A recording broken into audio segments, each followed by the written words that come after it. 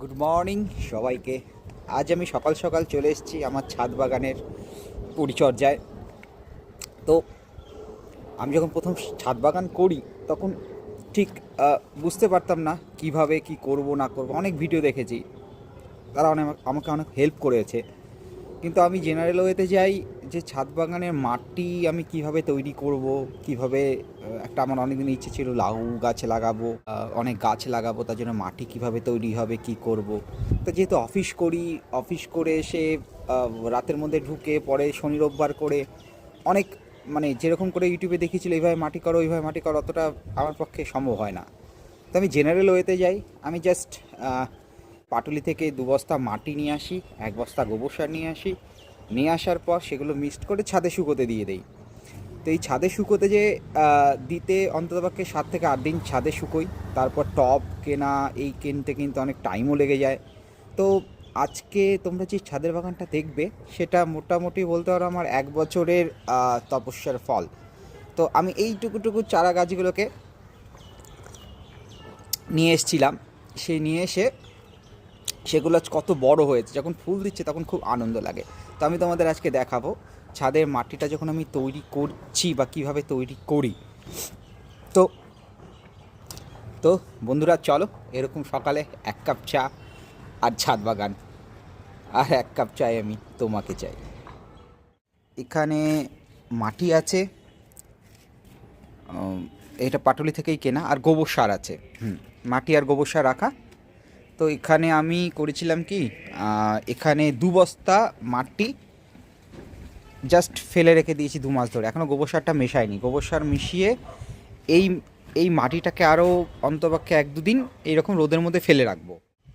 তোমাদের একটা লেবু গাছ দেখাই, এটা অ্যাকচুয়ালি গন্ধ লেবু। তো এই লেবু গাছটা যথেষ্ট ফুল দিয়েছে। এই এই ছোট্ট এইটুকু নিয়ে এসেছিলাম, মোটামুটি এটা 1-1.5 বছরের মতো বয়স হয়ে গেছে, একই টবে আছে।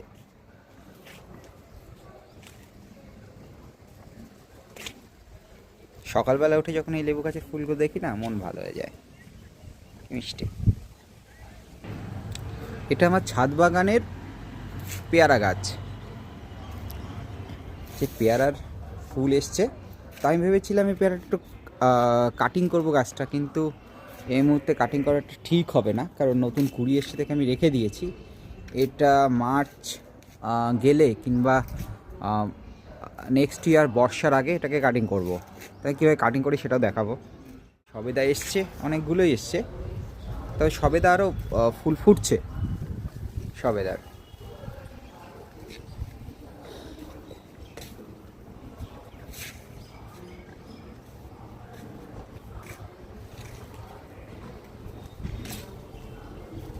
এটা আমার ফেভারিট গাছ, ডালিম।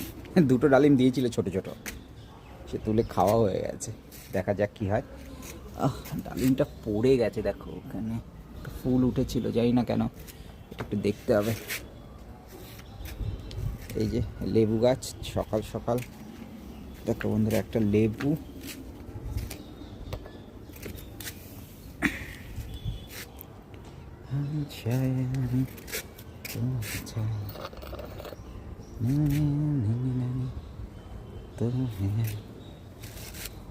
লেবু সুন্দর। কালকে এই গাছটার কাটিং করেছিলাম, দেখো কাটিং করে এই জায়গাগুলোতে প্রত্যেকটা কাটিংয়ে যাতে ফ্যাঙ্গাস না ধরে যায় সেই জন্য আমি নেল পালিশ লাগিয়ে দিয়েছি, দেখতে পাচ্ছ তোমরা আশা করি। এটা অনেকটা বড় ঝাঁকড়া হয়েছিল, দেখো গাছের মানে গঠনটা দেখো একবার। এটা এটা এটা আমি তোমার ওই 1 হাতের মতো নিয়ে এসেছিলাম, 20 ইঞ্চির টবে, 20 ইঞ্চির টবে আছে। এটাকে রিপোর্টিং করতে হবে, এটাকে রিপোর্টিং করবো, কিন্তু এই মুহূর্তে কাটিং করেছি দেখে আর আমি এটাকে হাত দিইনি। তো আমি তোমাদের ধীরে ধীরে বলবো কীভাবে আমি ছাদ বাগানের মাটিটা প্রিপেয়ার করছি। এই মুহূর্তে জাস্ট মাটিটা রাখা আছে, আর এখানে 1 বস্তা গোবর সার রাখা আছে, আর আমি কী কী মেশাবো মাটিতে সেগুলো তোমাদের দেখাবো। তো আজকে বন্ধুরা রাখি, সবাই খুব ভালো থাকো।